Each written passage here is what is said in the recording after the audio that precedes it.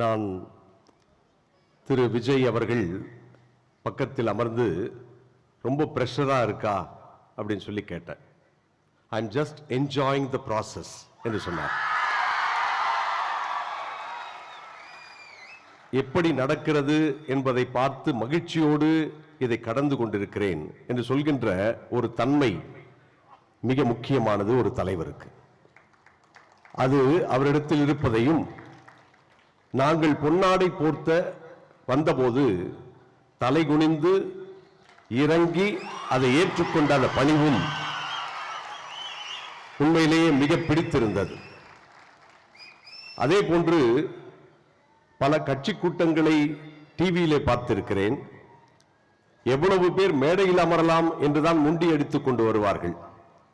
இங்கே மட்டும்தான் யார் இங்கே அமர வேண்டுமோ அவர்கள் அமர்வதும், பெரிய பெரிய தலைவர்கள் எல்லாம், இந்த கட்சியினுடைய தலைவர்கள் எல்லாம் கீழே அமர்ந்து ஒழுக்கமான ஒரு கட்சியாக இதை முன்னிறுத்துவதும்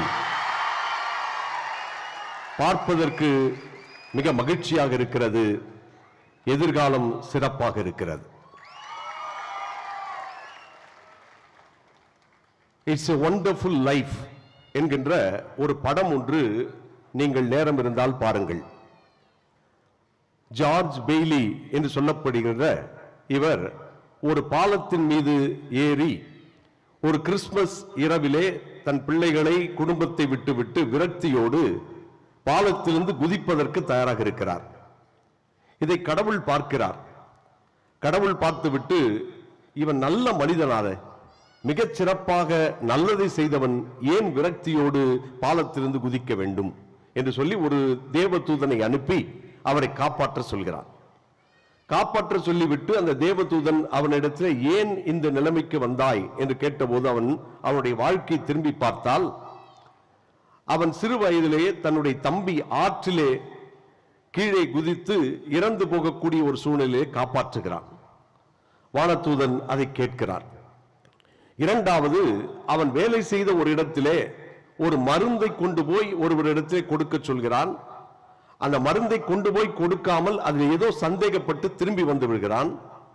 வந்த பிறகுதான் பார்த்தால் அது விஷத்தோடு சேர்ந்த ஒரு மாத்திரையாக இருந்ததை கண்டுபிடித்து அந்த கொடுத்தவர் அவன் காலிலே விழுந்து மன்னிப்பு கேட்கிறார். இது மட்டுமல்லாமல் அவன் ஒரு வங்கியிலே, அவனுடைய அப்பா வங்கியிலே அவன் வேலை செய்கிறான். அந்த வங்கியிலே என்ன சிறப்பு என்று சொன்னால், ஏழை மக்களுக்கு வீடு கட்டி தருவதற்கு அவர்கள் அந்த வங்கியிலே செய்கிறார்கள். தன்னுடைய எல்லா கனவுகளையும் விட்டுவிட்டு அந்த வங்கியிலே பணிபுரிந்து எக்கச்சக்கமான ஏழைகளுக்கு வீடு கட்டி தருகிறான். அந்த வங்கியிலே இருக்கக்கூடிய பணம் களவாடி போகிறது. அதை திரும்ப தர வேண்டும் என்று அவனை அரஸ்ட் பண்ணுவதற்காக வருகின்ற போது அவன் விரக்தியோடு, நான் நல்லதுதானே செய்தேன், எனக்கு ஏன் இப்படி நிகழ்ந்தது என்று சொல்லி பாலத்திலிருந்து குதிக்கப் போகிறான். அப்பொழுது அந்த தேவதூதன் சொல்கிறான், நீ பிறக்காமல் இருந்திருந்தால் என்ன ஆயிருக்கும் என்று யோசித்து பார் என்று சொல்கிறான். உடனே அவன் சொல்கிறான், போய் பார்க்கிறான். பார்த்தால் அந்த இடத்திலே அவனுடைய தம்பி இறந்து போயிருக்கிறான். வங்கியிலே கடன் வாங்கியவர்கள் அனைவரும் அடிமைகளாக மாறியிருக்கிறார்கள். அவர்கள் கட்டக்கூடிய அந்த கட்டிடங்கள், வீடுகள் அனைத்தும் அங்கே இல்லாமல் போயிருக்கிறது. அப்பொழுது தேவதூதன் சொல்கிறான், நீ பிறந்ததற்கான ஒரு காரணம் இருக்கிறது. அந்த காரணத்தினால் பல பேர் பலனளிப்பதற்காக உன் பிறப்பு அமைந்திருக்கிறது. அதுதான் மிகச் சிறப்பு என்று சொல்கிறான். அன்பு நண்பர்களே, கிறிஸ்துமஸ் விழா இயேசு பிறந்ததை மட்டுமல்ல, நாம் ஏன் பிறந்தோம் என்ற கேள்வியையும் எழுப்புகிறது. வெறுமனே நமக்காக பிறந்தோம் என்பது அல்ல, நாம் அடுத்தவர்களுக்காகவும், அடுத்தவள் வாழ்வுக்காகவும், அடுத்தவள் நலனுக்காகவும் பிறந்திருக்கிறோம் என்பதைத்தான் இது வலியுறுத்துகிறது. கொஞ்சம் யோசித்து பார்த்தீர்கள் என்றால், ஒரு சில சமயங்களிலே இளைஞர்களாகிய உங்களை எல்லாம் சொல்கிறார்கள், நீங்கள் எதற்காக, ஏன் இப்படி எல்லா இடங்களுக்கும் ஓடுகிறீர்கள் என்றெல்லாம் கேட்கிறார்கள். உங்களால் பல பேர் பலன் பெறுகிறார்கள், பல பேர் நல்லதை பெறுகிறார்கள், பல பேருக்கு நல்லது கிடைக்கிறது என்பதுதான் மிக முக்கியமானது.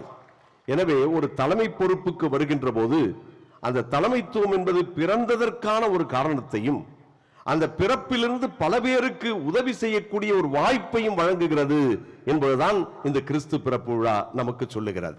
அதே நேரம் நாம் நல்லது செய்கின்ற போது அதை தடுப்பதற்கு பலவிதமான சக்திகள் உண்டு என்பதும், அந்த சக்திகளை தாண்டி தூய சக்தியாக செயல்படுவது என்பதும் தான் அழைப்பு என்பதுதான் இன்றைக்கு நமக்கு வழங்கப்படுகின்ற செய்தி.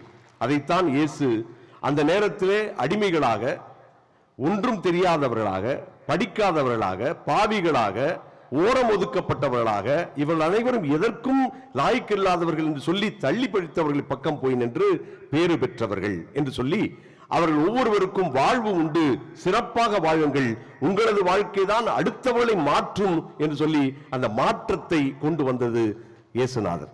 அதைத்தான் இன்றைக்கு கொண்டாடுகிறோம். அப்படிப்பட்ட மாற்றத்தையும் மிகச் சிறப்பான வாழ்க்கையினுடைய ஒரு அர்த்தத்தையும் உணர்ந்தவர்களாய், அதை பிறருக்கும் வழங்குகின்றவர்களாய், அதனால் இந்த சமுதாயம் மிகச் சிறப்பான ஒரு சமுதாயமாக, நீங்கள் காண்கின்ற கனவு நனவாகின்ற ஒரு சமுதாயமாக, ஏழை மக்கள் அனைவரும் உயர்ந்து நிற்கின்ற ஒரு சமுதாயமாக இது மாற வேண்டும் என்ற ஒரு ஜெபத்தோடு உங்கள் தலைவருக்கும் உங்களுக்கும் என்னுடைய வாழ்த்துக்களையும் கிறிஸ்துமஸ் பெருவிழா வாழ்த்துக்களை தெரிவித்துக் கொள்கிறேன். இது என்னுடைய வாழ்த்து மட்டுமல்ல, இது கத்தோலிக்க திரு அவை சார்ந்த பேராயர் ஜார்ஜ் அந்தோணிசாமி அவர்களுடைய சார்பாகும், இந்திய கத்தோலிக்க ஆயர் பேரவையின் கல்வி ஒருங்கிணைப்பாளர் என்கின்ற அடிப்படையிலும் இந்த வாழ்த்துக்களை உங்களுக்கு தெரிவித்துக் கொள்கிறேன்.